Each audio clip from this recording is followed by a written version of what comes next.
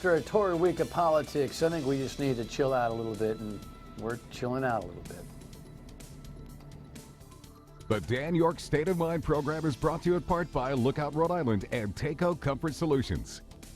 And something tells me that this is a show that might air a couple of times. I don't know. I'm going to tell you right here now, I've done no work for this show whatsoever. I'm just letting my guest rip. So Lexi, Chris, my famous producer, says to me, Spogga's back. I said, great. Everybody I asked was like, oh yeah, Spogga, he's great, he's cool. This guy. Well, it's like not knowing a birds and the bees answer. You know, back when you were in 4th grade and somebody said, hey, you know about this? And you're like, yeah, I kind of know about this, but you really don't. You play along. With all the time that I've been here, I'm going to tell you that I've never been introduced to Spogga. So tonight, you're going to meet Spogga. I'm going to meet Spogga. And we're going to do it today out together. Now, this is Friday, August, whatever date it is. What's Friday? You might see this, 16 times over the next 10 years, because I have a feeling it's one of those shows that we'll always want to throw in when I take a break. By the way, FYI, next week I am taking a break. I'll be on vacation, and we'll be playing some programs that have been compelling, interesting, and maybe another Spogga. Who knows, depending on how this goes over the course of the week. We come back the Monday the following week. Tim White will be here to talk about his brand new book. So FYI, that is the story. So with no further ado, here's how he arrived at the building today. Very nice. Now, did you rent that, or what? No, my friend Panhead's motorcycle right there. He takes pride in his bikes. He's my banjo player. Dude, I have always wanted to ride in one of those little, is that a caboose, or what do you call that thing? It's a sidecar. Yeah, my brother Hash had a sidecar, and actually Panhead helped him. They both are one-legged Harley guys. So Panhead was the guy, my brother Hash died of cancer in 2007. So sorry. That's all right. He was 18 years older than me, and I always heard him go, Mom, I'm going to Panheads, and just what's a Panhead, So just like a lot of people say, what's a Spogga? Yeah, what's a Spogga, exactly. Right. I have a lot of those friends. So Panhead ended up building Hash's first bike and only bike that he had, after he lost his leg. And so yeah, just turned into a really good friend for me. He plays bluegrass, and so I've gotten into bluegrass because of him, and that helps obviously in New Orleans. But I never wanted to be the guy that gets old and plays country and bluegrass. And yeah, I like jazz. I always like jazz. Louis Armstrong's my favorite artist of all time. But never wanted to be that guy who wears a cowboy hat. Like, that's totally not me. People think I'm a cowboy, and I'm an Indian. I'm Native American.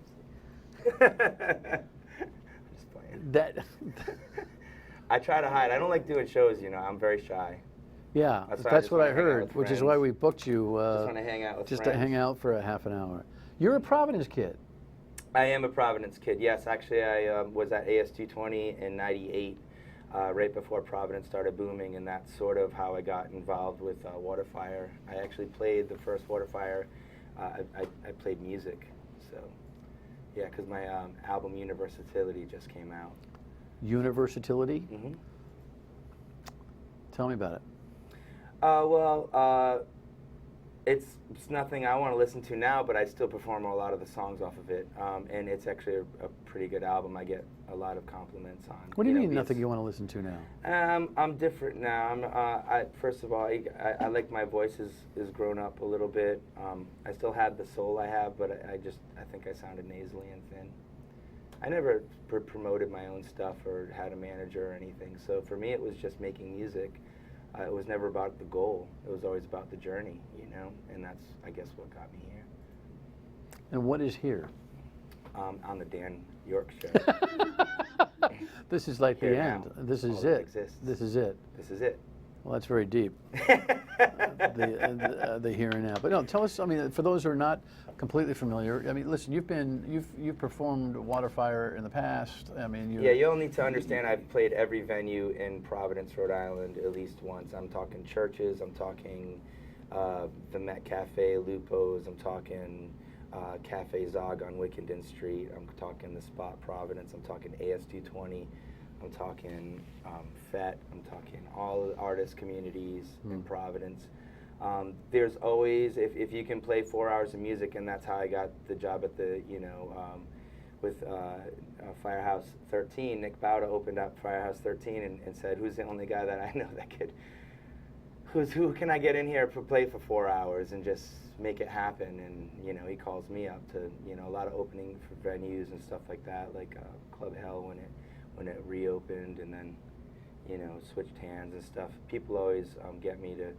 I definitely rely on friends to push me to say, hey, I want you to do this, and then we start laughing, and I say okay. Like wearing my fire dancing pants on the road show. I was like, hey guys, I think I want to wear my fire dancing pants. You're a fire on the road dancer. show. Yeah, how come you don't wear your fire dancing pants on the Dan Yorke State of Mind show? Listen, man, they didn't say I was going to be lighting fires here. They just said we were going to be talking. What is the fire dancing thing all about? Do we have video of that? I think we do. Kev, you want to roll that? It's just the fire dancing? Yeah, Kev's like, what? There you go. Oh, is that me? Don't look like me, right? Well, that's water fire. That was you at the beginning. Yeah. This thing comes up. No, listen, you could look at water fire all night. It's quite peaceful already. Don't you? Yeah.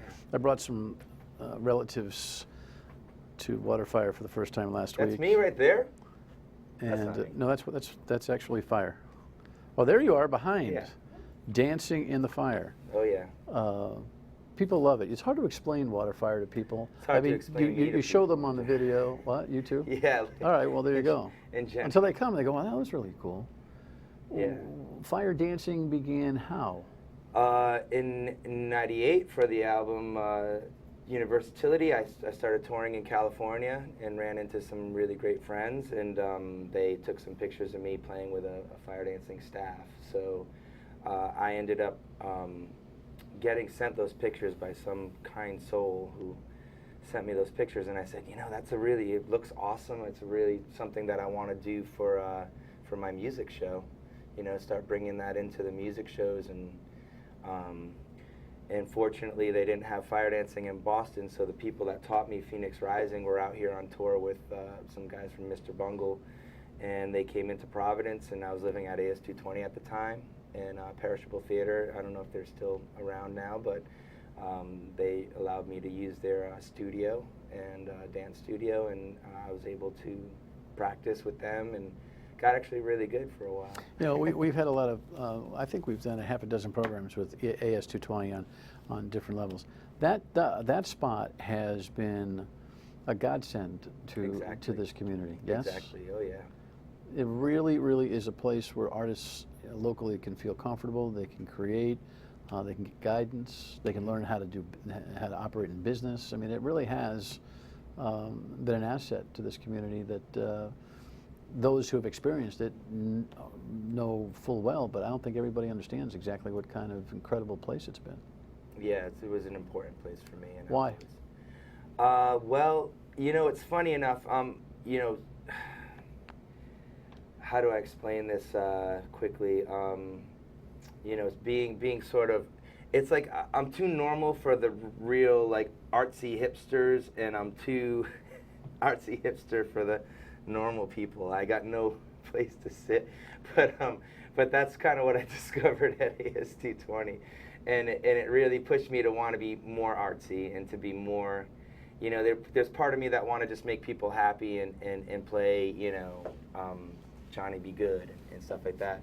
And there's a part of me that's an artist that wants to have expression and wants to discover, my own humanity and my own opinions. And that's one thing that, say, Hip Hop 220 got me. If you can freestyle, and the more you do freestyles in hip hop, the more you uncover about yourself, and the more you can say, well, is this something that I really want to be, or is this something that I want to change? It's all self-reflection.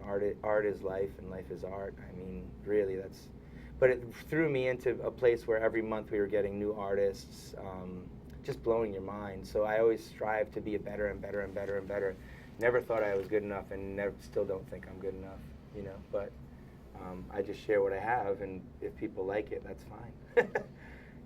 Well, so as you're experiencing this artistic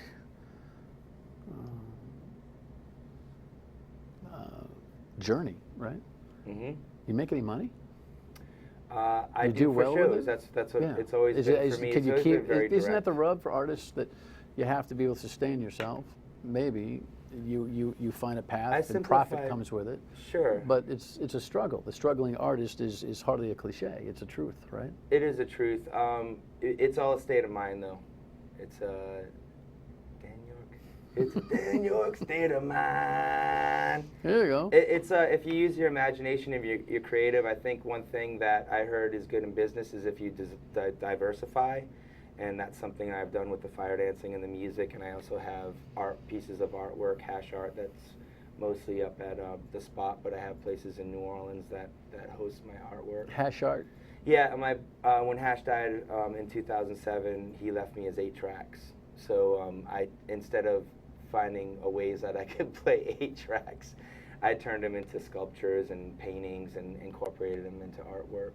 The plastic cartridges? Yeah. Really? So I took groups of say I had a Who piece, and it had a Tommy record melted in the middle, and it had 4 the Who 8 tracks around it, so it was kind of Who oriented or all Zeppelin, or an entire Led Zeppelin. I get a kick 8 out of that. I gotta see Yeah, that. no, people really Yeah. enjoy it, and it's cool to see music put in that fashion, and it's awesome to remind people that music's that powerful, that we used to have these huge cassettes that we'd carry around in suitcases into a car, and Hash had 8-track players all the time. It's I never thought I'd get old enough to be able to look back on the way it used to be and feel so distant yet so close to it. 8 tracks were we had moved into cassettes by my later high school years, but the 8 tracks were all over the car.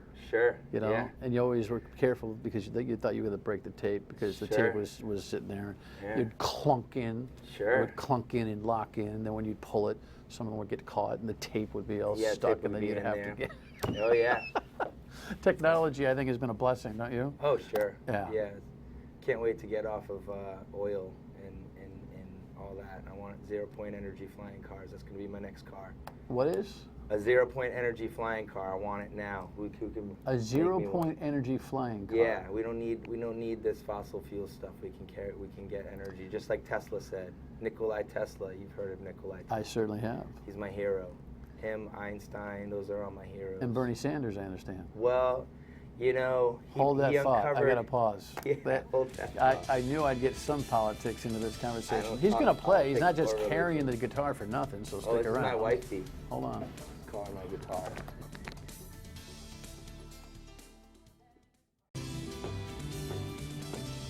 Spogga, What it is. what are you playing? This is a song called Game On. Well, game on. Come on, everybody, just gather round. So the rhythm in your voices are the only sound.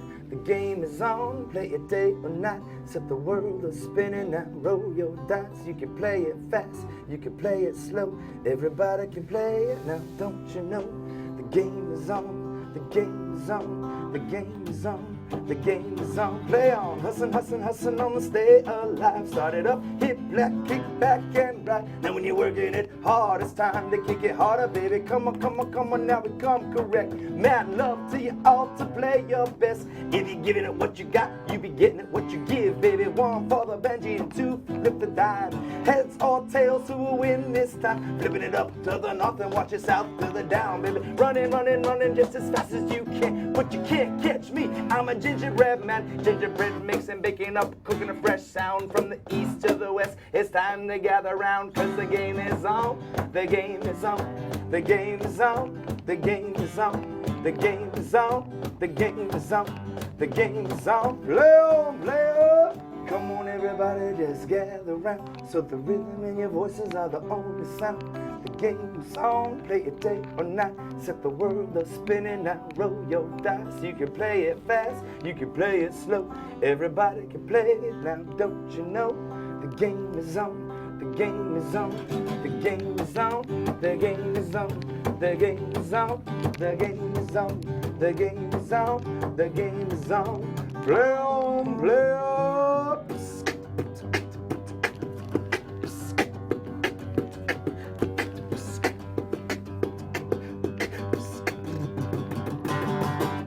Something like that. Keeps going I actually, for like 15 minutes. I really It's a like whole- that. It's a whole mix. You suggest that your musical style is Bruce Lee's style of no style. Well, I What was does that inspired mean? by Bruce Lee, and he learned every style of martial arts in order to come up with his own. And everybody should do that. You should learn as much as you can, and like I was saying earlier, diversify, so that you can create yourself to whoever you want to be. No limitations, you know. And with music, it's been the same way for me. You know, just anything I hear, anytime a friend tells me, "Oh, I saw this band and they were like this and this happened," I get inspired by that, and I want to do it. I want to try it. You know, and at first you might fail. You can't really do it right away, but then after a while, you get the hang of it. I'm fascinated by the music industry and lyric writing, and I guess there's an infinite nature to it. At the same time, a chord is a chord is a chord is a chord, right? And the language is language is language, and the concepts that people write, sing about, love, relationships being, I guess, probably if there was a dominant theme when it comes to American music, that would be at least one of the dominant themes. But you know, over quite a few cocktails. Actually, recently, the other night, I was talking with some people who are musically inclined, and we were talking about the nature of how fascinating it is, whether you're an established superstar like the Billy Joels of the world who just write and Springsteen alike, and guys like you who are writing your own material but borrowing, and just how do you, when you create, how do you know that someone else hasn't done it, or that you're not infringing on someone else's copyright material, or you know what I'm talking about? I'm ready to come at you. I find it a very interesting thing. It's difficult. I've been having the same conversation because I'm working on a new album, and I'm one of those people, like I was saying, I try to step outside of the box on purpose. It doesn't always work. There's a formula. So I was talking to my friend who's a carpenter, and I said, there's a formula to building this railing. You measure this angle and 45 degrees, and you get it to go up the stairs, and It's nice. And you can put your own spin on it, but you don't want to lose the formula.